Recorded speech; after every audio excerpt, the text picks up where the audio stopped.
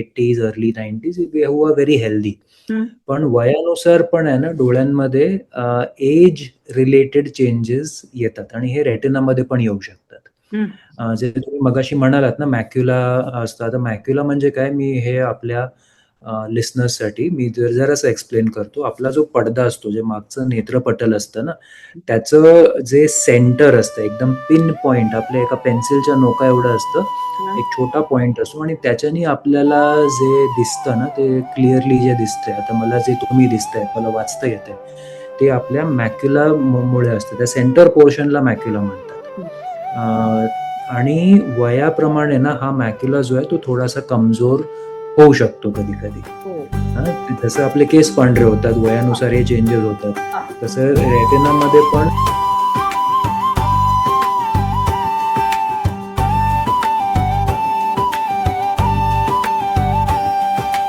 यशस्विता अलगद दे, अपयशातूनही यश घडवी. यशोशिखरी मन स्थिरवी. हाती असू द्या यश मिळवण्या. अशी यशाची गुरुकिल्ली. अशी यशाची गुरुकिल्ली. नमस्कार. यशाची गुरुकिल्लीमध्ये आपण आज भेटणार आहोत डॉक्टर चिन्मय नाखवा यांना. हे एक अत्यंत उत्तम रेटिना स्पेशलिस्ट आहेत, आय स्पेशलिस्ट आहेत.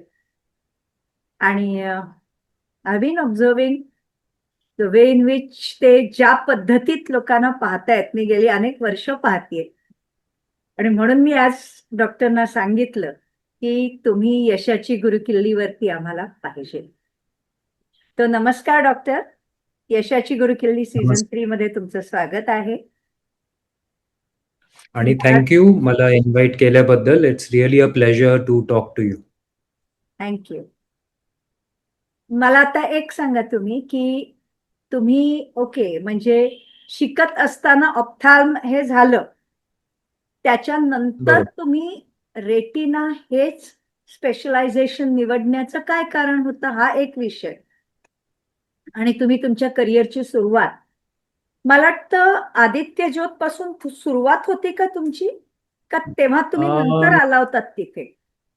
बरोबर. तिथे इनफॅक्ट आपण पहिल्यापासून जाऊया. तर मी ऑलमोस्ट आता एक 20-22 वर्षांअगोदर मी ऑफ्थॅल्मॉलॉजी एक ब्रांच म्हणून चूज केलं. तर हे खूप इंट्रिगिंग ब्रांच आहे. कारण का एवढा छोटासा डोळा आणि त्याच्यामध्ये एवढे सगळे फंक्शन्स आणि एवढे सगळे थेरपीज असतात. ते म्हणजे माझे डोळे असे मोठे व्हायचे म्हणजे बघून की आपण एवढं सगळं करू शकतो. आणि सगळ्यात महत्त्वाचं म्हणजे डोळ्याचा जो आपल्याला दिसतो, जे तुम्ही समोरच्याला बघतात आणि त्याचे डोळे दिसतात, तो खूप छोटा भाग असतो डोळ्याचा.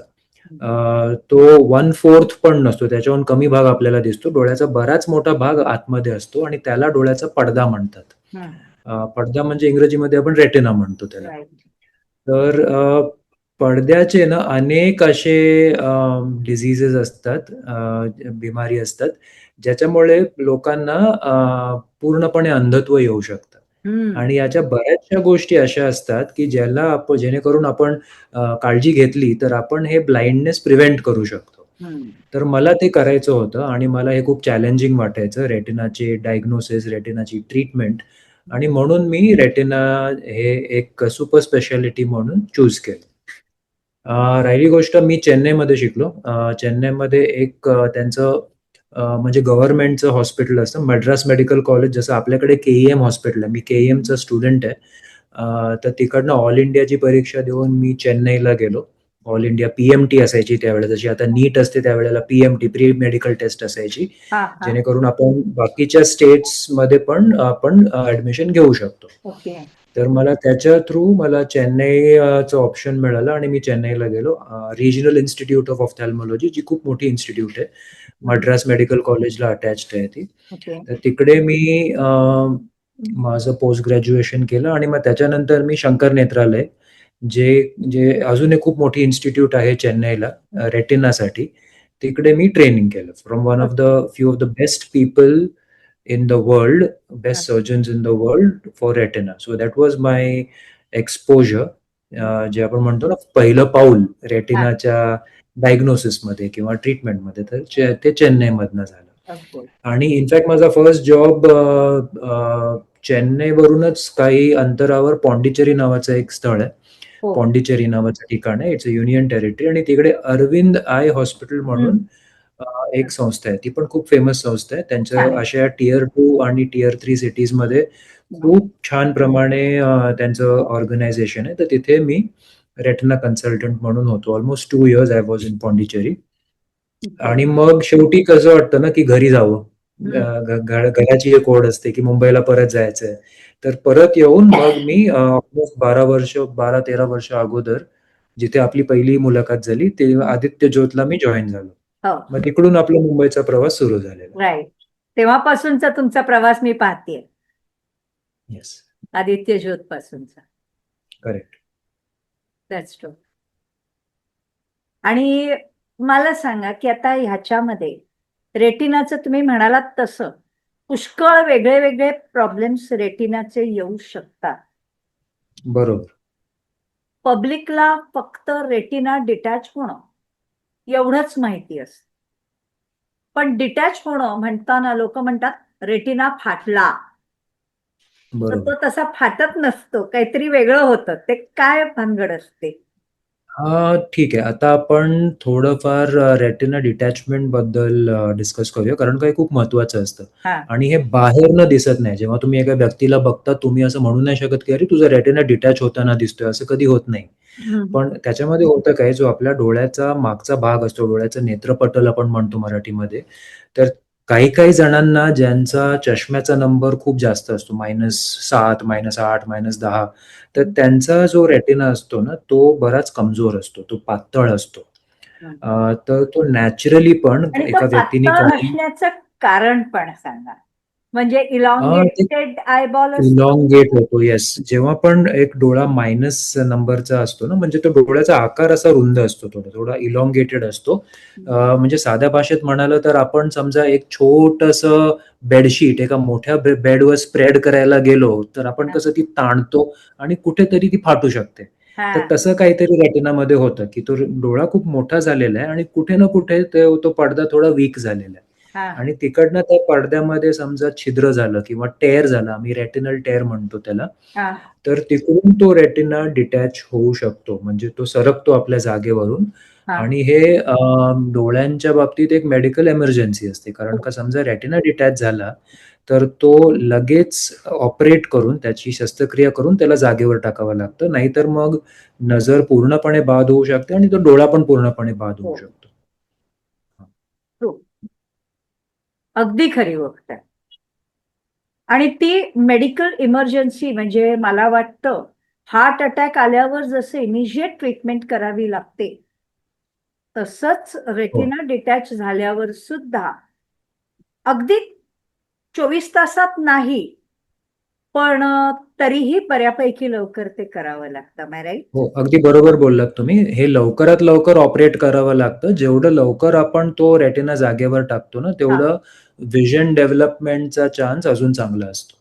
तर लिटरली आम्ही म्हणजे समजा पेशंट फिट असेल, कधी-कधी फिटनेस नसतं, वयस्कर माणसं असतात, डायबेटिक माणसं असतात. पण समजा त्यांचं फिटनेस असेल तर आम्ही ऑन द सेम डे किंवा नेक्स्ट डे पण ऑपरेट करतो त्या पडद्याला जागेवर पण टाकण्यासाठी. रेटिना डिटॅच झालाय हे एखाद्या माणसाला स्वतःला कळणं हे पण तेवढंच महत्वाचं असतं, नाही? Yes, yes. That's an excellent question madam. तर सगळ्यात प्रथम काय होतं ना, की बऱ्याच जणांना असं डोळ्यासमोर काहीतरी काळे स्पॉट्स येताना दिसतात. आता हे खूप कॉमन आहे. काळे-काळे स्पॉट्स म्हणजे असं वाटतं काही मच्छर आहे का? काही पार्टिकल्स आहेत का? डोळ्यात काही गेलंय का? डोळा धुवून बघतो.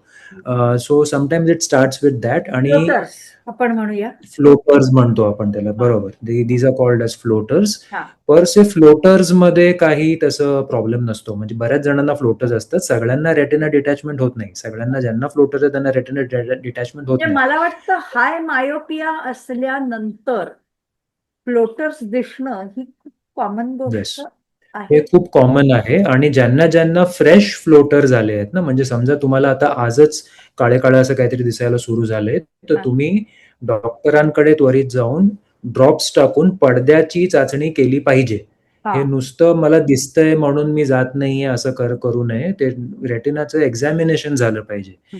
कारण का बऱ्याच वेळेला असं पण झालेलं आहे, की रेटिना टेअर झालाय, पण तो अजून पूर्णपणे सरकलेला नाहीये. तर हां. आपण शस्त्रक्रिया न करता लेझरच्या द्वारे तो रेटिना जागेवर ठेवू शकतो. म्हणजे अशा लोकांना मग ऑपरेशन लागत नाही. पण हां. हे टाईमावर लोकं येऊन त्यांनी चेक केलं तर हे पॉसिबल आहे. एकदा पडदा सरकला, ओके. मग लेझरचं काम होत नाही. मग त्याला पूर्ण मोठी सर्जरी करावी लागते. हां. हां, हां, हां, हां.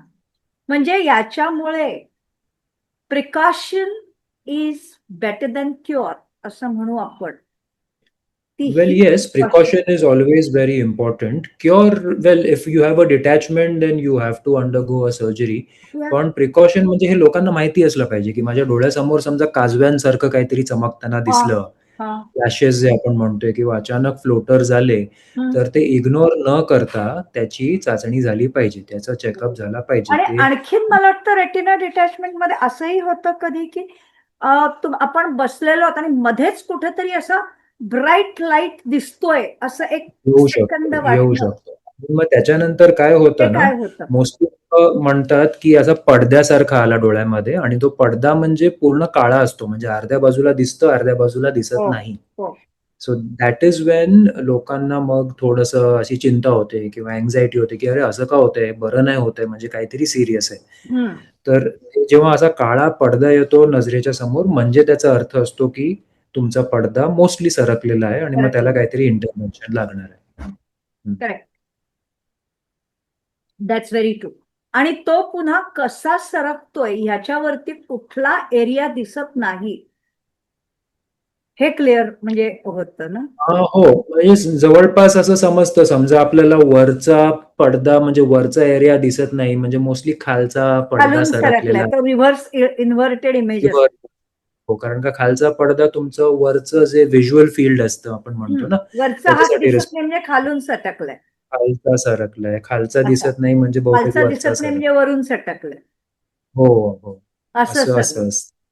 हो. आणि मला वाटतं वरचा न दिसण्यापेक्षा म्हणजे पडदा खालून सटकण्यापेक्षा पडदा वरून सटकणं ही जास्त सिरियस गोष्ट आहे. कारण ग्रॅव्हिटीमुळे तो पटकन खाली येऊ शकतो. ग्रॅव्हिटीमुळे तो फटाफट पूर्णपणे डिटॅच होऊ शकतो. बरोबर एक्झॅक्टली. बोललात आणि तुम्ही. मग प्रॉब्लेम होऊ शकतो. त्याच्यामुळे त्या क्षणाला वेळ न घालवता त्यांनी धावलं पाहिजे. नक्कीच, नक्कीच. You are absolutely right. असं. कारण otherwise the person may lose the eyesight completely. Yes, yes. Unfortunately what happens is लोकांना याचं महत्त्व समजत नाही आणि मग ते म्हणतात, की आपण बघू, थांबतो, थोडे ड्रॉप्स टाकतो, केमिस्टकडे जातो, केमिस्ट काहीतरी देतो त्यांना हां. आणि नंतर 1-2 आठवड्यानंतर जेव्हा सगळंच तो डोळा पूर्ण बंद झालेला असतो, तेव्हा तुम्ही मग काय डॉक्टरांकडे उपयोगच नाही त्याच्यानंतर. मग तेवढी नजर येत नाही. मग कोणी हो. हे बघा कोणत्याही शस्त्रक्रियेचं कोणी गॅरंटी देऊ शकत नाही. हं. पण जेव्हा म्हणजे असं झालं, की तुम्ही एक असं झाड किंवा रोपटं उपटून ठेवलं कपाटामध्ये हं. आणि 2 आठवड्यानंतर पुन्हा पेरलं, तर ती नंतर नाही जाऊन काही होणार फळं ते. देणारी नाही. नाही येणार. म्हणून जेवढं ते लवकर जगेल की आपण नाही याची पण गॅरंटी नसते. बरोबर, बरोबर. तर त्याच्यामुळे बऱ्याच वेळा अनफॉर्च्युनेटली तसं होतं, कारण काही बाहेरनं दिसणारी गोष्ट नाहीये. रेटिना हां. डिटॅचमेंट हे लोकांना बऱ्याच वेळेला याची जाणीव नसते, की काय झालंय मला ते आणि म्हणून they don't sick care very urgently. That is where most of the problem start. Right. Absolutely. बरं, पण आणखीन रेटिनाचे इतर काय प्रॉब्लेम्स जे लोकांना कॉमनली माहित नाहीये? आता तुमच्या माध्यमातून सगळ्यात कॉमन जे आपल्या समाजात आम्हाला दिसतं ते आहे डायबेटिक रेटिनोपॅथी आणि हे बऱ्याच जणांना माहिती नसतं. हां, हां. की डायबिटीजमुळे जे आपली शुगर असते ना, हां, हाय ब्लड हां. शुगर, त्याच्यामुळे पण जो आपल्या डोळ्याचा आतला भाग आहे ना, तो खराब होऊ शकतो. हो. आणि हे ऑब्व्हियसली प्रिव्हेंटेबल असतं. तुम्ही तुमच्या शुगर बिगरची काळजी घेतली तर होत नाही प्रॉब्लेम. पण अनेकदा काय होतं ना, की आपल्याकडे वयस्कर लोकं येतात, "डॉक्टर आम्हाला 20 वर्षांपासून डायबिटीज आहे. माझं हार्टचं पण ऑपरेशन झालंय. मला किडनीचा पण प्रॉब्लेम आहे." म्हणजे साधारण आपल्याला अंदाज येतो, की ह्यांचं शुगर बहुतेक खूप जास्त कंट्रोलमध्ये नाहीये. आणि तेव्हा जेव्हा आम्ही त्यांच्या डोळ्यांमध्ये बघतो ना, तेव्हा आम्हाला खूप क्लासिकल डायबिटीजची लक्षणं पडद्यामध्ये दिसतात. आता याचं म्हणजे आश्चर्याची गोष्ट अशी आहे, की समजा आम्हाला जरी काही दिसलं डोळ्यामध्ये, की त्यांना थोडेफार चेंजेस आहेत, थोडंसं ब्लीडिंग दिसतंय, थोडंसं लीकेज दिसतंय, पण पेशंटची नजर अतिशय चांगली असू शकते. हे महत्वाचं आहे. पेशंटना सिम्पटम्स नसतात. हे पण महत्वाचं आहे. ओके. म्हणजे असं नाही आहे, की मला डायबिटीज आहे, पण मला डोळ्यांचा काही मला दिसतंय सगळं म्हणजे मला प्रॉब्लेम नाहीये. हे चुकीचं आहे. हे धोरण चुकीचं आहे. तुम्हाला कधी-कधी सीरियस तिथे प्रॉब्लेम काहीतरी होऊ शकतो. वाटली स्लाइटेस्ट गडबड, तर ते immediately it should be taken care of. In fact I would say की डायबेटिक व्यक्तीला समजा काही गडबड वाटली नाही, तरी पण वर्षात एकदा रेकमेंडेशन्स डॉक्टरांचे आणि वर्ल्ड वाईड असे आहेत, की वर्षातून एकदा तुम्ही डायलेटेड रेटिनाचा चेकअप केला पाहिजे. म्हणजे ड्रॉप्स टाकून पडद्याचा चेकअप केला पाहिजे. कारण अनेकदा असं झालंय, की पेशंट आमच्याकडे येतात, की डॉक्टर कालपर्यंत मला बरोबर दिसत होतं आणि आज माझं पूर्णच बंद झालं. म्हणजे मला लिटरली काही लाईट पण नाही दिसत आहे. अरे बापरे! आणि जेव्हा डोळ्यांमध्ये हो, असं खूप कॉमन आहे. आणि जेव्हा डोळ्यांमध्ये बघतो तेव्हा ब्लीडिंग असतं. डायबिटीजमध्ये असं होतं, की डोळ्याच्या आतमध्ये रक्तस्राव होतो, ब्लीडिंग होतं. आणि दुसऱ्या डोळ्यामध्ये पण त्या रक्तवाहिन्या अशा टरारलेल्या असतात, की ते कधीही रप्चर होऊन दुसऱ्या डोळ्यामध्ये पण ब्लीडिंग होऊ शकतं. Oh my God. This we see most of our diabetic patients. आणि तेव्हा त्यांना समजतं, की अरे डायबिटीजमुळे मला डोळ्यांचा असा त्रास होऊ शकतो. माझी एका डोळ्यामध्ये नजर गेलेली आहे आणि दुसऱ्या डोळ्याची पण जाण्याच्या मार्गावर आहे. तर मी काय करू? तेव्हा मग हे कॉन्व्हर्सेशन्स होतात, की डॉक्टर आम्ही काय करू? माझ्या बायकोला पण आहे, माझ्या मुलाला पण आहे. आम्ही सगळे चेक करतो. So if we notice certain changes, आता समजा आपण एका व्यक्तीला बघितलं, तो यावर्षी नॉर्मल आहे, त्याचा डोळा नॉर्मल आहे, आपण फोटो-बिटो काढून ठेवलाय. 3 वर्षानंतर आला आणि त्याच्या डोळ्यामध्ये थोडेसे चेंजेस असले डायबिटीजचे, पण त्याची नजर चांगली आहे. पण डॉक्टर काय म्हणतील त्याला, की हे बघा तुमचं गेल्या वेळेला रेटिना नॉर्मल होता. आता तुमच्या रेटिनामध्ये काहीतरी प्रॉब्लेम आहे. तर तुम्ही तुमच्या शुगरवर ताबा ठेवा, म्हणजे हा वाढणार नाही problem.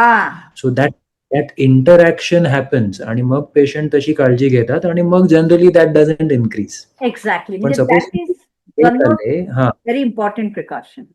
Yes, that is because hyperglycaemia जे म्हणतो ना आपण, की रक्तामध्ये जे शुगरचं प्रमाण असतं, त्याचं आणि आपल्या रक्तवाहिन्यांचं केमिकल रिएक्शन होतं, ज्याच्यामुळे त्या रक्तवाहिन्या ज्या आहेत ना, त्या बंद होतात आणि त्या पार्टला तेवढा रक्तपुरवठा मिळत नाही. आणि हेच जी पॅथॉलॉजी असते ना, ही सगळ्या ऑर्गन्समध्ये चालू असते. आपल्या हार्टमध्ये पण असते, आपल्या डोळ्यांमध्ये पण असते, आपल्या ब्रेनमध्ये पण असते. पण डोळ्यांचं असं आहे, की आपण एक साधा ड्रॉप टाकून आहे ना, हे बघू शकतो.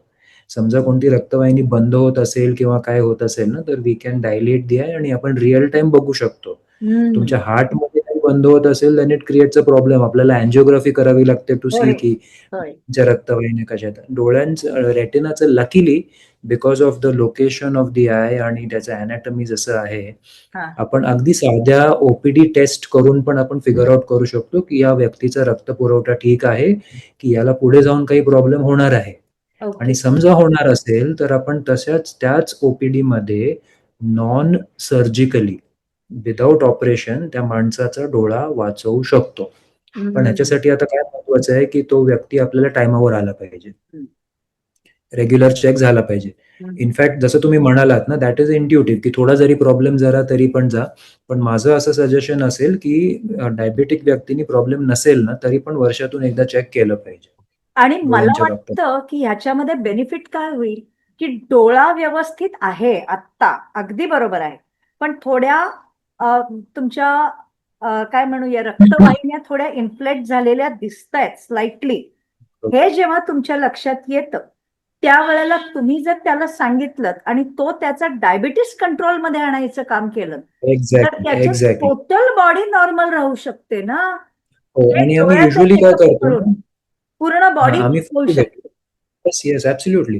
कारण का आम्ही फोटोज घेतो डोळ्यांचे आणि आता आमच्याकडे छान कॅमेराज असतात. आम्ही साईड टू साईड इमेजेस दाखवतो, की हे बघा, हे तुमचं 2020चा रेटिना आहे आणि आता 2026चा आहे. हे दिसतंय का तुम्हाला? हे यामुळे झालंय कारण का तुमची शुगर कंट्रोलमध्ये नाही. आता इकडनं वाढत गेलं तर तुमची नजर जाऊ शकते. हम्म. तर मग patient gets a little interactive की नाही आता मला माझ्या शुगरची काळजी घेतली पाहिजे आणि राईट. तेवढं केलं ना तर त्याचे मेंदूंचे कॉम्प्लिकेशन, त्यांचे हार्टचे कॉम्प्लिकेशन, त्यांचे डोळ्यांचे कॉम्प्लिकेशन, त्यांचे किडनीचे कॉम्प्लिकेशन सगळं कमी होतं. एक्झॅक्टली. म्हणजे Yeah. हा एक अत्यंत महत्वाचा डायबिटीस वाल्यांच्यासाठी I think regular eye checkup yes. हा एक मोठा इट इज अ बून असं म्हणू इट शकतो. इज अ आणि मी तरी पण तुमच्या माध्यमातून हे सांगू इच्छितो की it is very difficult to live with blindness. People don't realise that. Okay, if you lose your eye, even one eye ना, तर आपल्याला ते डोळा गेल्यानंतर समजतं की अरे मला किती कामं करता येत नाहीत. पण so that is why and it is very easy to prevent this blindness. To prevent blindness due to diabetes. So it takes a very simple eye checkup आणि the treatments also are not that complicated. याला काही hospitalization किंवा operation लागत नाही. But the only requirement is that you have to come in time. If you come very late, जेव्हा तो डोळा पूर्ण बंद झालेला आहे, मग the doctor also doesn't have a fighting chance. म्हणजे माणूस गेल्यावरती त्याला जिवंत नाही करता येत. नाही करू शकत. As simple as that. त्याच्याप्रमाणे कुठचंही body organ totally out of order झाल्यानंतर परमेश्वर सुद्धा येऊन त्याला काही करू शकणार नसतो. अगदी बरोबर. त्याच्यामुळे Yes. वेळेत कामं करणं हे फार गरजेचं आहे. गरजेचं. Yes, you're right.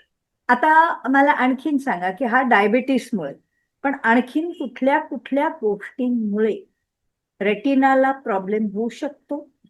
आणि दुसरं की रेटिना मेजर सेगमेंट म्हणजे मॅक्युला. येस.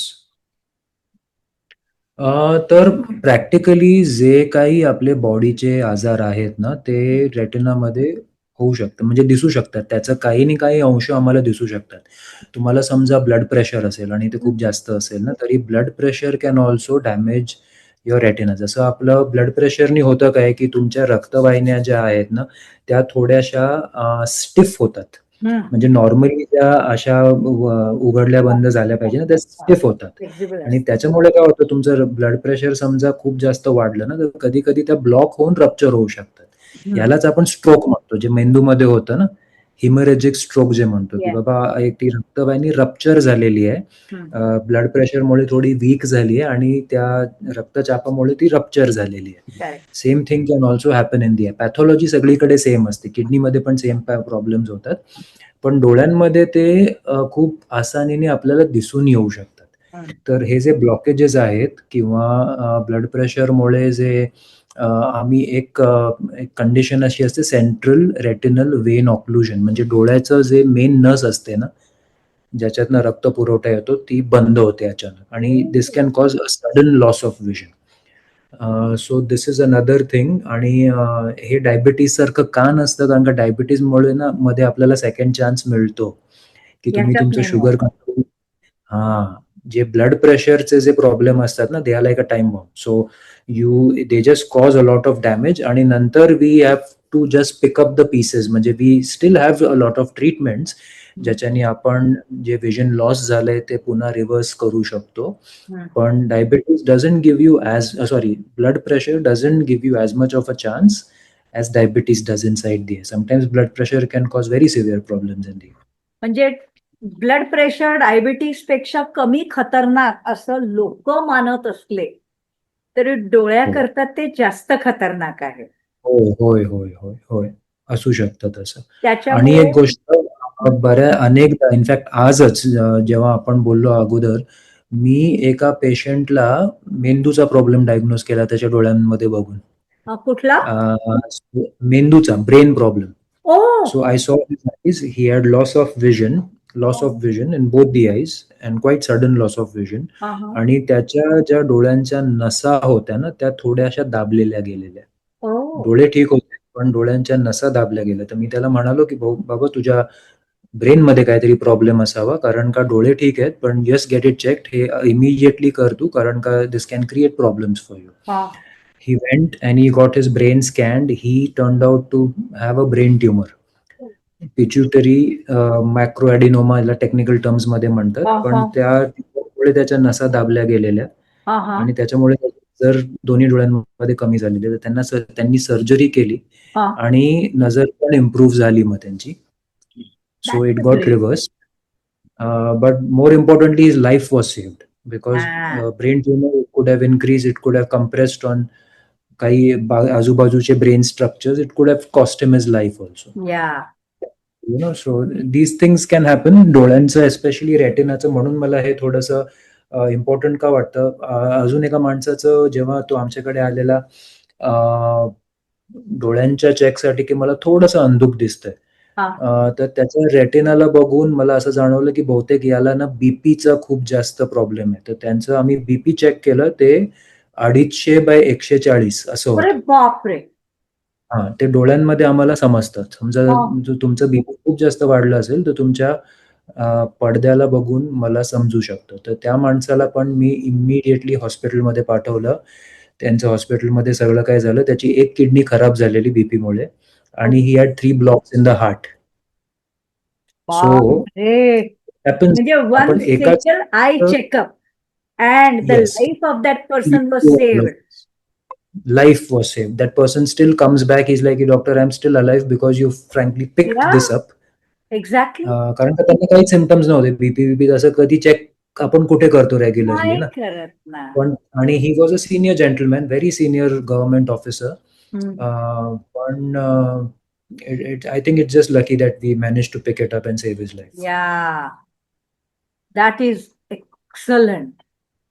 आणि ह्या फार महत्वाच्या गोष्टी आहेत की त्याच्यामुळे छोटी गोष्ट पण मोठा बेनिफिट. आणि मला वाटतं हा जो पॉइंट आहे ना, हे की एक साधा डोळ्याचा रेटिनाचा चेकअप लोकांच्या दृष्टीने फक्त तेवढा, पण त्याच्यामुळे कुठले कुठले तुमच्या बॉडीमध्ये काय काय बसलेले आहेत आजार, ते सगळे उलगडून बाहेर निघू शकतात. आणि आपल्या डोळ्यांमधनं बरंच काय काय स्टडीज तर अशा आहेत की तुम्ही रेटिनाचा स्कॅन केला तर तुम्हाला पुढे जाऊन अल्झायमर्स होण्याची रिस्क आहे की नाही आहे ह्याचे पण अल्गोरिदम्स आहेत with artificial intelligence and all, U know. So your eyes can really tell a lot about your health. म्हणजे त्याच्यामुळे मी तर म्हणेन की बाकी सगळे चेकअप करायचे का नाही करायचं सोडा, रेटिना चेकअप रेग्युलर. येस सगळंच इम्पॉर्टंट असतं म्हणा. पण रेटिनाचं मी का सांगतोय, कारण हे म्हणजे हे बाहेरनं दिसत नाही ना. तुमच्या स्किनवर छोटीशी पोळी आली तरी 10 लोक सांगणार की अरे पोळी आली आहे, किंवा तुम्हाला काही रॅश आला, किंवा तुमच्या केसांमध्ये काय प्रॉब्लेम आहे, किंवा खोकला असला तर लोक सांगतात. पण पडद्यामध्ये काही सिरियस प्रॉब्लेम असला ना तरी लोकांना तो प्रॉब्लेम होईपर्यंत समजत नाही. कारण का आपल्या देशामध्ये अनफॉर्च्युनेटली हे प्रिव्हेंटिव्ह हेल्थ चेकअप्स अजून तेवढं प्रमाण वाढलेलं नाहीये. लोकांचं मत असं असतं की मला प्रॉब्लेम नाही तर मी का करावा चेकअप. पण I think it's better once a year, no? I think beyond 40 you should definitely get it done once a year. Absolutely. Yeah. तर आता आणखीन एक गोष्ट सांगा. ब्लड प्रेशर आपण कव्हर केलं, डायबिटीस कव्हर केलं, पण याच्याशिवाय इतर कुठल्या आजारांच्या बद्दल रेटिनामुळे कळतं किंवा त्यांचा रेटिनावर परिणाम? ओके, तर अजून एक खूप कॉमन जे आजार आपल्याला 2 म्हणता येतील ते आपण डिस्कस करूया, कारण का ते पण महत्वाचे असतात. आता आपल्या देशांमध्ये पण आहे ना, बऱ्याच वेळेला meeting so I am sorry. बऱ्याच वेळेला आपलं आता लॉन्जेव्हिटी जे म्हणतो ना आपण, लॉन्जेव्हिटी म्हणजे जे आपलं लाईफ एक्सपेक्टन्सी आहे ते जास्त वाढत चाललेलं आहे. सो आम्हाला बरेचसे लोक येतात who are well into their 80s, late 80s, early 90s, who are very healthy.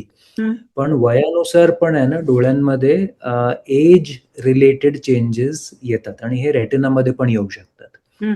जे तुम्ही मगाशी म्हणालात ना मॅक्युला असतात. मॅक्युला म्हणजे काय, मी हे आपल्या लिस्नर्ससाठी मी जरासं एक्सप्लेन करतो. आपला जो पडदा असतो, जे मागचं नेत्रपटल असतं ना, त्याचं जे सेंटर असतं एकदम पिन पॉइंट आपल्या एका पेन्सिलच्या नोका एवढं असतं.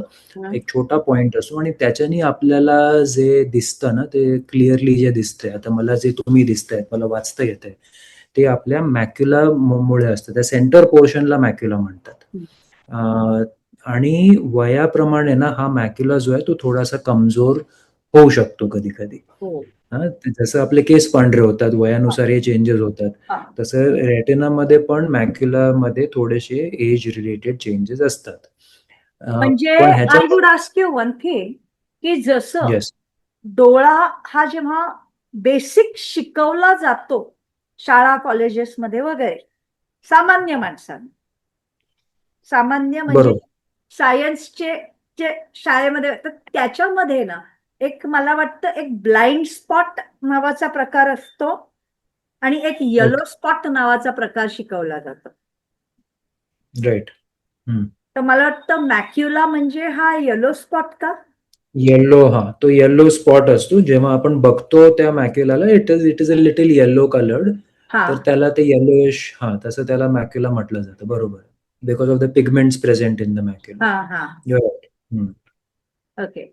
That part is very important for vision. आणि जसं जसं एज वाढतं ना, तर त्याचं कधी-कधी this can also cause vision loss in older people.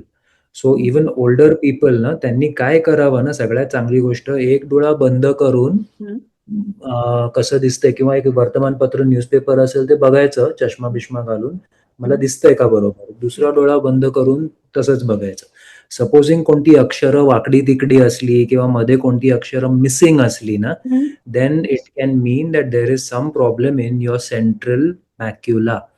समजा असं कधी जाणवलं तर लगेच जाऊन डॉक्टरांकडे चेकअप करावं. ओके. पण मग त्याचा ते उपाय काय घरच्या घरी असतो? आपण चेक करू शकतो. It depends. आता तुमचं आता मॅक्युला म्हणजे मॅक्युलर डिजेनरेशन अनेक टाइपचं असतं.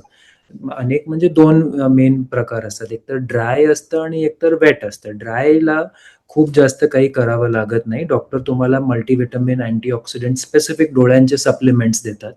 जेणेकरून ते वाढत नाही, प्रॉब्लेम्स वाढत नाही त्याचे.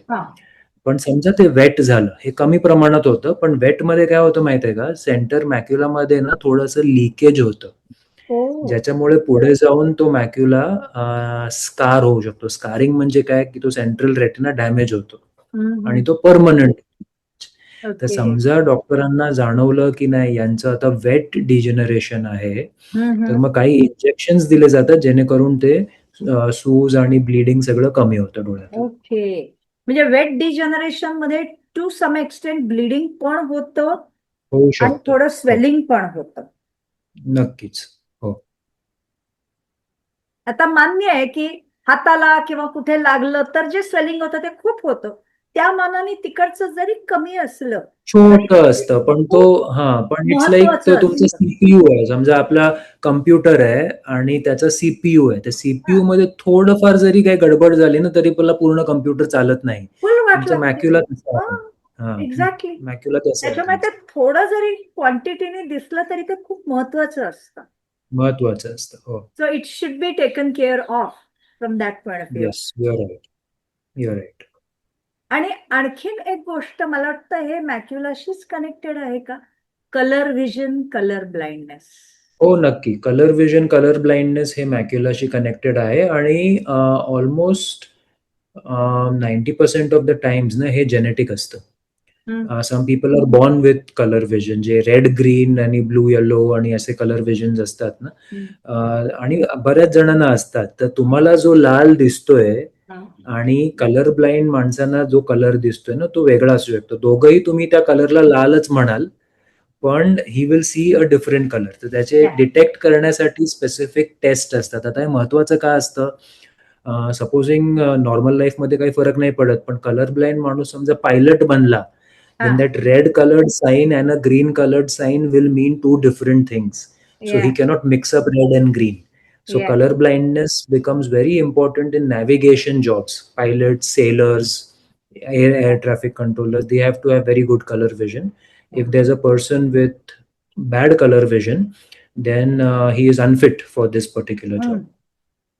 And there are certain conditions which can alter color vision. High myopia can alter color vision. Glaucoma can alter color vision.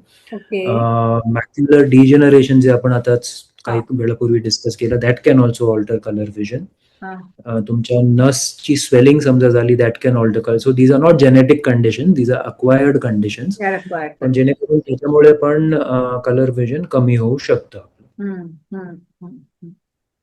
That is very true. आता Yes. तुम्ही आता ग्लुकोमा बद्दल बोललात. येस. ग्लुकोमा हा डायरेक्टली रेटिनाशी कनेक्टेड जरी प्रकार नसला तरी तो तरी कनेक्टेड पण आहे. तो महत्वाचा आहे. हो, महत्वाचं आहे. इनफॅक्ट रेटिनाच्या पेक्षा ना तो डोळ्यांच्या नस सोबत कनेक्टेड आहे. जी ऑप्टिक नर्व आपण म्हणतो ना, हो, त्याच्यासोबत कनेक्टेड आहे. साध्या भाषेत म्हणायला गेलो तर डोळ्यांच्या आतमध्ये पण एक प्रेशर असतं. जसं आपण ब्लड प्रेशर मोजतो ना, 120/80 असं नॉर्मल आपण मोजून चालतो. तसं डोळ्यांच्या आतमध्ये पण एक प्रेशर असतं आणि ते एका रेंजमध्ये असलं पाहिजे. सहजासहजी ते 10 ते 20च्या मध्ये असलं तर नॉर्मल मानलं जातं. पण सपोजिंग कोणत्या व्यक्तीचं 25 किंवा 30 असलं प्रेशर, तर काय होतं, हे खूप हळूहळू ना त्या नसला दाबतं. त्या प्रेशरमुळे ती नस दबली जाते आणि ती कमजोर होते. हे याचं पण लोकांना ना सिम्पटम्स नाही होत. जसं आता आपण एवढं डिस्कस केलं की कधी कधी फ्लोटर्स दिसतात, कधी कधी फ्लॅशेस दिसतात, कधी कधी डिस्टॉर्शन दिसतं. पण ग्लॉकोमामुळे अनफॉर्च्युनेटली काहीच सिम्पटम्स येत नाहीत. आणि म्हणून ते तेवढंच महत्वाचं होतं की त्याच्यासाठी आपल्याला रेग्युलर चेक केलं पाहिजे. कारण ग्लॉकोमामध्ये होतं काय, साईडची नजर कमी होते. आपली सेंटरमध्ये तुम्हाला खूप चांगलं दिसेल, सेंटरचं पण प्रॉपर ओव्हर दिसतं, साईडचं कमी होतं. साईडहून कमी कमी कमी कमी कमी होत होत शेवटी ते खूप नॅरो सेंट्रल विजन राहतं. ओके. आणि हे रिव्हर्सिबल नसतं. समजा तुमची ही एवढी नजर गेली तर ती परमनंटली गेलेली आहे. त्याला आपण पुन्हा असे उघडू नाही शकत. ओके. हे महत्वाचं आहे. तुमच्या माध्यमातून ही छोटीशी माहिती पण तुमच्या लिसनर्सला मी देऊ इच्छितो की ग्लॉकोमा इज ऑल्सो समथिंग जे आम्ही ऑफ्थॅल्मॉलॉजिस्ट म्हणतो, नजरेचा चोर, sneak thief of site. Okay. हळूच येऊन नजर चोरी करून जातो आणि कोणालाच समजत नाही. तसं आहे ग्लॉकोमाचा प्रकार. त्याच्यामुळे इट शुड बी. आणि ग्लुकोमाचं म्हणजे मला वाटतं डोळ्यामध्ये there are 2 types of liquids. एक आपला आयबॉल आणि म्हणजे त्या तिथे असतो बरोबर.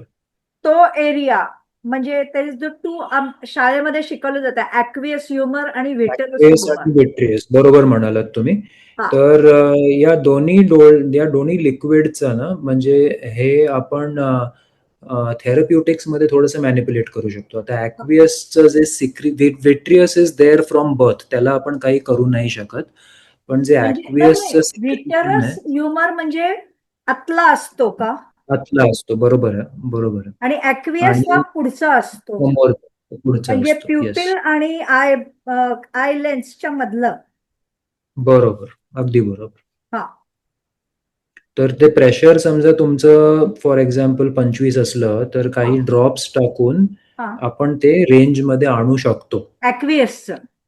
ॲक्वियस, हा, म्हणजे ते थोडंसं रेंज मध्ये आणलं ना, मग हे प्रोग्रेस होत नाही, म्हणजे ते फील्ड लॉस प्रोग्रेस होत नाही. जेवढं आहे तेवढंच. ओके.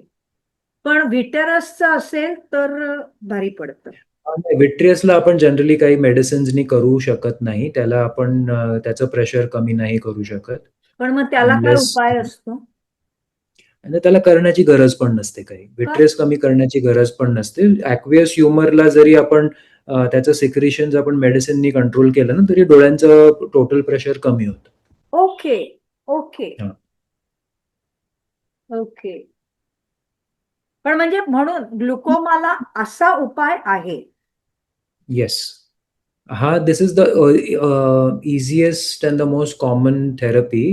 काही जे सुटेबल लोक आहेत त्यांना लेझरच्या द्वारे पण ट्रीट केलं जातं. काही लोकांना जसं आपण बायपासमध्ये स्टेंट नाही का टाकत हार्टमध्ये, तसं ग्लुकोमामध्ये पण एक आय स्टेंट म्हणून एक डिव्हाइस असतो, ज्याच्याकरून ते प्रेशर थोडं कमी होतं डोळ्यांचं.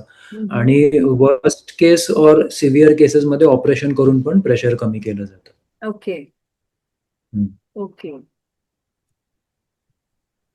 सो या सगळ्या पद्धतींनी हम्म. डोळ्याची विजन ची काळजी घेतली जाऊ शकते असं आपण म्हणू शकतो. नक्कीच. हो.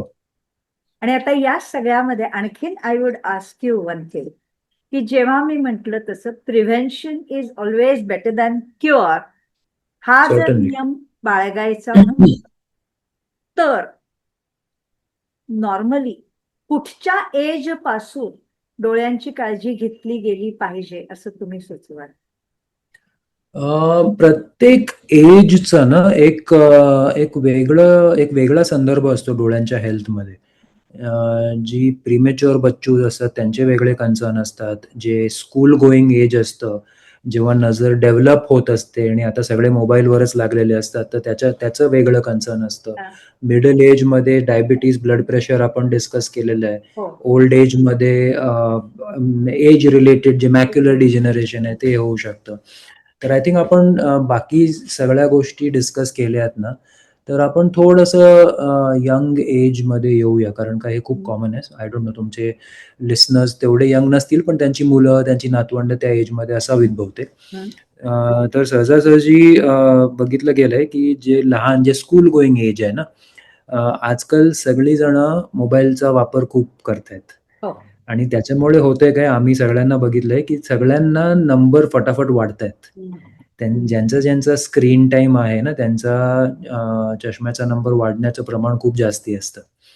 So our recommendation is not more than 1 hour in a day of screen time for all children above to the age of 15 years, 12 years maybe. कारण का मग तो चष्म्याचा नंबर खूप वाढतो. मग आपण डिस्कस केलं ना, मायोपियामुळे अनेक प्रॉब्लेम होऊ शकतात. रेटिना डिटॅचमेंट, ग्लॉकोमा आहे ते सगळं, colour vision. So all those things and these are preventable, no? Yeah आता आणखी एक गोष्ट आय वुड आस्क यू, की येस. मायोपिया कधी कधी मी असंही नोटीस केलंय की मायोपिया आहे हा लवकर लक्षात आला, पण डॉक्टर्सच्या सांगण्यामुळे म्हणा किंवा आणखीन काहीतरी डोक्यातल्या विचारांमुळे पेरेंट्स त्या मुलाला 24/7 झोपेत पण चष्मा लावून झोपायला लावतील एखाद्या वेळेला. इतका कायम चष्मा तेवढी लावून बसवतात येस, आणि येस. तेवढी त्याला गरज. हा, त्याच्यामुळे मोकळ्या बाहेर जाऊ दिलं जात नाही, लांबचं बघायचा प्रयत्न करू दिला जात नाही. बरोबर. या दुर्दैवाने गोष्टीमुळे आता तसं होतंय. हा. नंबर वाढेल का कमी होईल याच्याबद्दल इनफॅक्ट मायोपिया, हो, सनलाईट, आउटडोर जे सनलाईट असते किंवा बाहेरचं खेळणं, आउटडोर जे खेळतो आपण नॅचरली, मुलं खेळतात बाहेर जाऊन ना, तर त्याच्याने मायोपिया स्टेबिलाईज होतो, वाढत नाही. तो स्टेबल म्हणजे राहण्यामध्ये ते खूप महत्व खेळताना आहे. चष्मा न लावता खेळायला दिलं पाहिजे मुलांना, थोड्या वेळा करता का होईना. मला वाटतं काय होतं माहिती आहे, त्यांना समजा मुलाला चष्म्याचा नंबर असेल आणि समजा क्रिकेट खेळत असेल, लांबनं बॉल आला तर दिसणार नाही त्याला, कारण का नंबर आहे ना. हा. तर त्यांनी घालून खेळला बाहेर ना, तरी पण इट इज गुड, तरी पण त्याचा नंबर म्हणजे वाढणारा समजा नाही. मुलगा किंवा मुलगी, if the Bachchu is comfortable without चष्मा टू प्ले आउटसाइड, मग देन इट्स ओके, म्हणजे त्याचा नंबर काही खूप पेरेंट्सनी जास्त हट्ट नसावा. करू नये की चष्मा लाव म्हणून. हा, म्हणजे खूप जास्त नसेल, समजा डॉक्टर म्हणत असतील की नाही लावला तरी पण चालेल, तर मग एवढं काही हट्ट करण्यासारखं नाहीये. मग then they can play without glasses also. आणि हे तसं न केल्याने किंवा मुलांना बाहेर आउटडोअर्स मध्ये खेळायला परमिशन न दिल्याने वाढतो नंबर. हा, कारण का काय होतं, ते मुलांची एनर्जी तेवढी असते ना, की ते आतमध्ये त्यांना बसवलं तर ते मोबाईलवरच किंवा टीव्हीवरच लागणार आहेत. आई वडिलांना त्यांच्या मागे 24 तास पडता येणारा नाहीये. सो त्यांचं जेव्हा असं होतं, जेव्हा आपण कॉन्स्टंटली 8-10 तास नुसतं मोबाईलला बघत राहतो ना, तेव्हा the I becomes very good for looking at that distance, म्हणून मायनस नंबर जास्त वाढतो. असं आहे. एक्झॅक्टली. सो मला वाटतं ही पण एक कॉशन, येस. जे पेरेंट्स आपल्या लहान मुलांना वाढवत आहेत त्यांच्या करता हा पॉइंट महत्वाचा आहे. आणि अशा वेळेला आणखीन एक मी विचारते तुम्हाला, की जर का मुलांच्या डोक्यामध्ये एक थॉट घातला, तुझे डोळे खराब आहेत, तुझे डोळे खराब आहेत, तुझे डोळे खराब आहेत, तर ते डिजनरेशन वाढायचा चान्स आहे का मूल काळजी घेईल हे चान्स जास्ती आहे? हे बघा, मुलं ना इम्प्रेशनेबल असतात. तर तुझे डोळे खराब आहेत बोलत राहिलो, it somehow gives that lack of confidence, की माझे डोळे खराब आहेत, बहुतेक मला हे जमणारं नाहीये, किंवा मी हे स्पोर्ट खेळणार नाही, किंवा मी हे काम करणार नाही कारण का माझे डोळे खराब आहेत. असं हे एक मिसइन्फॉर्मेशन आहे.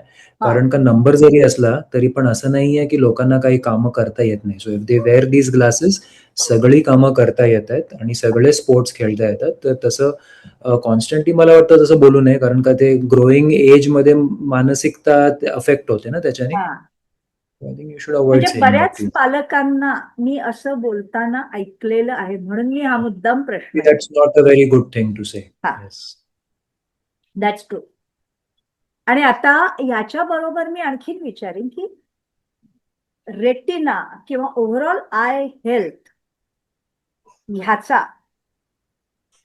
एखाद्या बाळाच्या पोटामध्ये असल्यापासून त्याच्यावर त्याचा परिणाम होतो, आणि त्याच्यामुळे Yeah, that is प्रेग्नन्सीमध्ये काय काळजी घेतली पाहिजे? That is very important.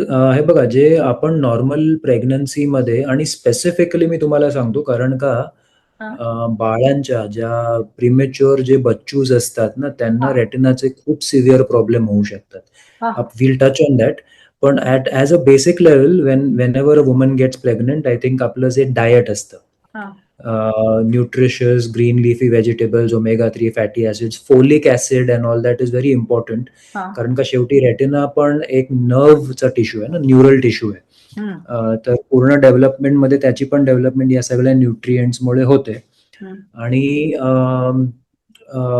Specifically जे म्हणजे ज्या बायका ज्यांचं प्रीमॅच्युरिटीच्या तर्फे लक्षणं जात असतात ना डिलिव्हरीच्या, तर त्यांच्या मुलांना खूप सिव्हिअर रेटिना प्रॉब्लेम्स होण्याचे चान्सेस असतात. कारण जी बच्चूज टायमाच्या आधी बाहेर येतात, लेट्स से 28 वीक्स, 30 वीक्स, तर त्यांचा पडदा डेव्हलप झालेला नसतो. कारण का तुमचा पडदा 40 वीक्समध्ये डेव्हलप होतो. That is the normal delivery. 37 to 40 weeks is considered normal delivery. समजा मूल 1-2 महिने अगोदर आलं तर त्याचा पडदा डेव्हलप झालेला नसतो. आणि काही काही मुलांमध्ये काय होतं माहित आहे का, लहानपणी because of the interaction with oxygen and everything, तो पडदा डिटॅच होऊ शकतो. इन अ प्रीमॅच्युअर चाइल्ड, म्हणजे लिटरली खूप छोटं बाळ असतं आणि त्याच्यामध्ये पडदा डिटॅच होऊ शकतो. आणि त्यावेळेला पडदा डिटॅच झाला ना पूर्णपणे, तर मग there is very little that you can do for the child. Then unfortunately that child might be without any eyesight for the rest of his life. ओ बाबा. But there is also importance in this, because most neonatologists na, they tell the parent to get a retina checkup done. कारण का समजा त्याला laser कधी कधी लागू शकतो, म्हणजे छोट्या बाळांना पण होतं लेझर, पडद्याचं लेझर, तर त्याच्याने हा डोळा वाचला जातो.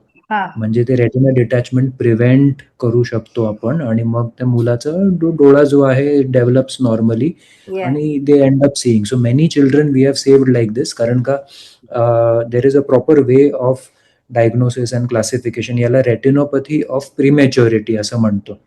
ROP असं त्याचं एक ॲब्रिव्हिएशन आहे. आणि ह्याच्यासाठी खूप इम्पॉर्टंट आहे की within 30 days of birth the child should be seen by a retina specialist. Okay. All premature kids. हे खूप महत्वाचं आहे, कारण आणि एकदा डिटॅच झालं मग करून काही फायदा नसतो. काहीच म्हणजे खूप असं हृदयापासून खराब वाटतं जेव्हा we also cannot do too many things.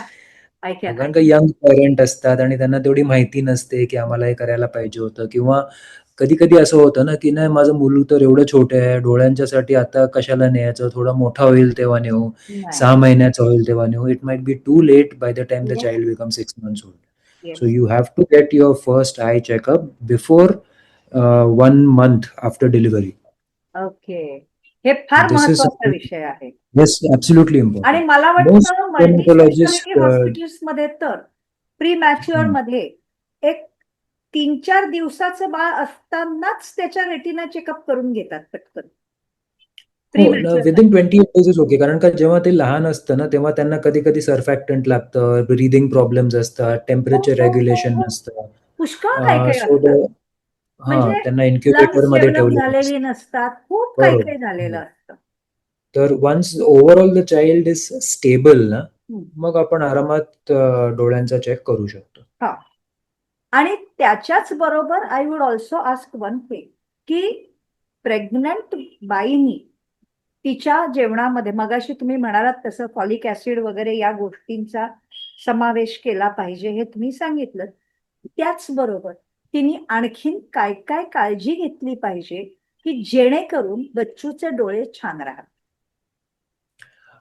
I think एक बॅलन्स्ड डाएट जो काय आपला रिजनल डाएट असतो ना, which has a lot of protein, fat, vitamins, पालेभाज्या, फळं हे सगळं गेलं पाहिजे. Smoking and alcohol can cause serious problems in the eye, in the बच्चूज eye and multiple organs and all that also. तर ते ऑब्व्हियसली अवॉइड करायचं. ओके. आणि काही ड्रग्ज म्हणजे तुम्ही काही गोळ्या किंवा औषधं घेण्याच्या अगोदर नेहमी तुमच्या डॉक्टरांना विचारायचं की ही सेफ आहे का माझ्या प्रेग्नन्सीसाठी. तुमच्या गायनेकोलॉजिस्टला माहिती असतं कोणती औषधं अलाउड आहेत, कोणती नाही आहेत ते. कारण का बरेच त्याच्यामध्ये पण गायनॅक्स कधी-कधी तुम्हाला सरळ सांगतात लोकांना की ही औषधं नाही घ्यायची. नाही घ्यायचे. तर बिफोर टेकिंग एनी मेडिसिन हे नक्कीच तुम्ही काळजी घ्यावी आणि ऑफ द काउंटर कोणत्याच मेडिसिन्स नाही घ्यायच्या.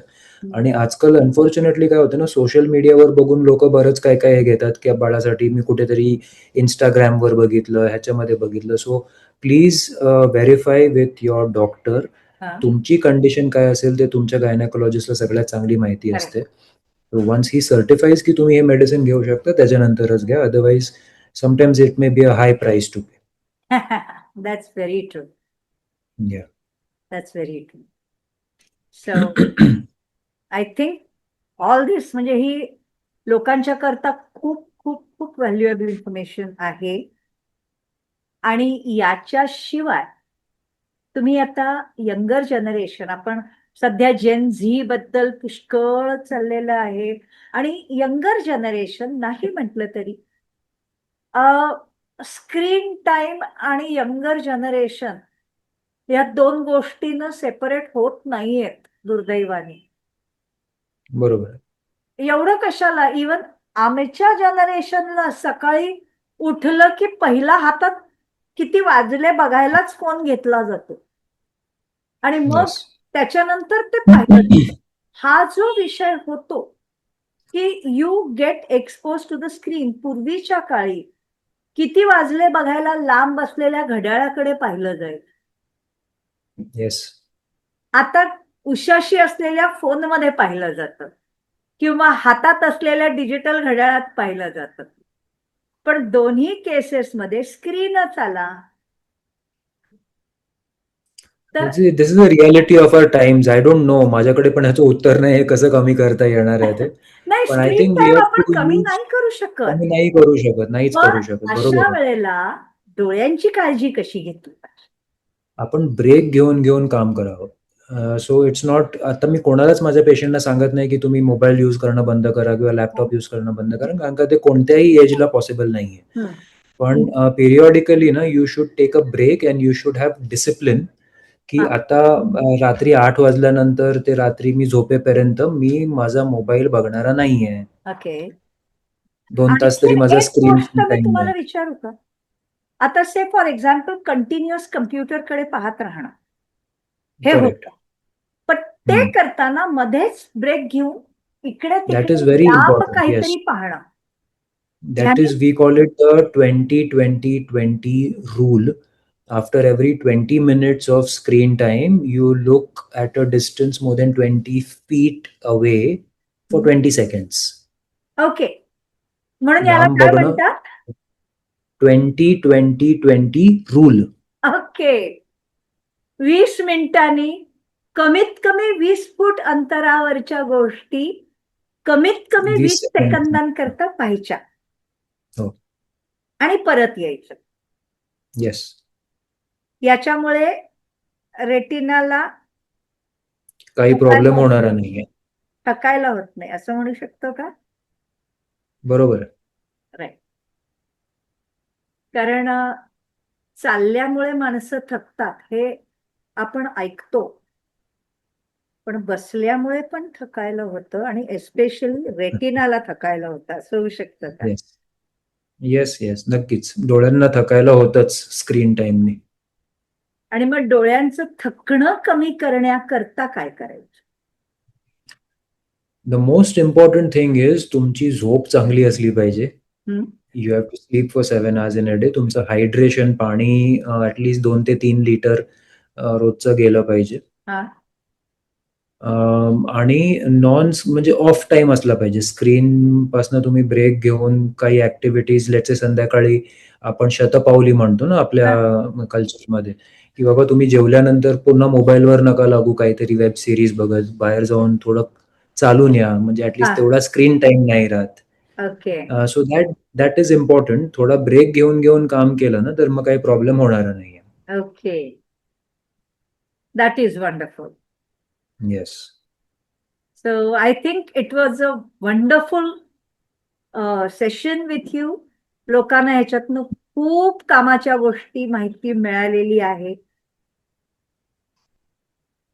त्याच्यामुळे इकडे ह्याच्यामध्ये यशाची गुरुकिल्लीवर आल्याकरता पुन्हा पुन्हा मनापासून आय विल से थँक्यू. पण खूप It's my व्हॅल्युएबल माहिती मिळाली. My pleasure that we could have this conversation. या. आणि तुम्ही यंगर जनरेशनला किंवा लोकांना तुमच्याकडून काय मेसेज देऊ इच्छिता ते सांगा. Preventive health care is what you need to do right now. आता AI चा जमाना आहे. Most of your answers, information सगळं अवेलेबल आहे ऑनलाईन. पण तसंच आपले मेटाबॉलिक डिझिजेस पण वाढत चाललेले आहेत because of a sedentary life, because of processed food, because of mobile usage and all that. तर त्याच्यामुळे preventive health checkups and preventive eye checkups are very important. कारण का काही जे साईट थ्रेटनिंग प्रॉब्लेम्स आहेत ना, they can be very easily picked up and treated before they cause problems. So make sure you have a regular check and have some discipline in your personal life so that screens do not harm you in the long run. Yeah. आणि मला वाटतं मगाशी तुम्ही म्हणालात त्याप्रमाणे कधी कधी डोळे हे मनाचा आरसा असतात म्हणतात, तसं नक्कीच, नक्कीच. डोळे हे हो. तुमच्या शरीराच्या हेल्थचाही आरसा रेटिना असतो. Definitely, म्हणून तो 100%. रेग्युलर चेकअप करायची गरज असते असं म्हणायला हवं. 100%. Yes. So with that message we can stop, and again thanks a lot for being here. Thank you so much. Thank you for this conversation. धन्यवाद. Bye.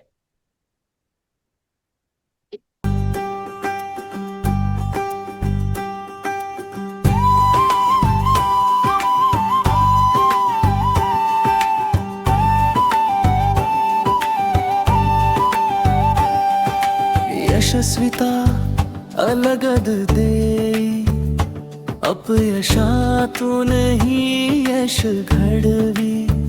यशोशिखर जी मन स्थिरवी. हाती असू द्या यश मिळवण्या. अशी ही यशाची गुरुकिल्ली. अशी ही यशाची गुरुकिल्ली. तर मी एका पेशंटला मेंदूचा प्रॉब्लेम डायग्नोज केला त्याच्या डोळ्यांमध्ये बघून. कुठला? मेंदूचा, brain problem. Oh. So I saw he had loss of vision in both the eyes and quite sudden loss of vision. आणि त्याच्या ज्या डोळ्यांच्या नसा होत्या ना त्या थोड्याशा दाबलेल्या गेलेल्या. डोळे ठीक होते पण डोळ्यांच्या नसा दाबल्या गेल्या. तर मी त्याला म्हणालो की बाबा तुझ्या ब्रेन मध्ये काहीतरी प्रॉब्लेम असावा, कारण का डोळे ठीक आहेत पण जस्ट गेट इट चेक्ड, हे इमिजिएटली कर तू, कारण का this can create problems for you. He went and he got his brain scanned. He turned out to have a brain tumor.